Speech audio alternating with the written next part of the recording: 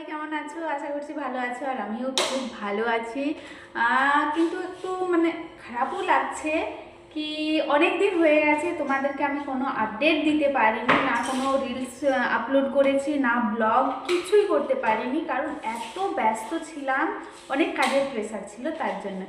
তো আমি ডিসাইড করেছি যে আজকের পর থেকে রোজ সন্ধ্যা 6টার থেকে 9টা বা 10টার মধ্যে আমি রিলস আপলোড করব, আর ব্লগ আমি মাঝে মাঝে করব।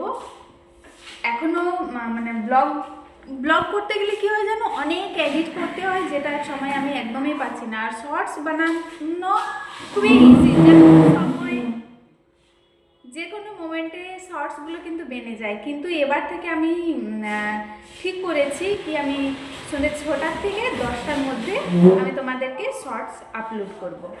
তো তোমরা কন্টিনিউ করো। আর এই দেখো, এটা আমার হচ্ছে সেট আপ আমি এখন রেডি করছি। এই একটা রিং লাইট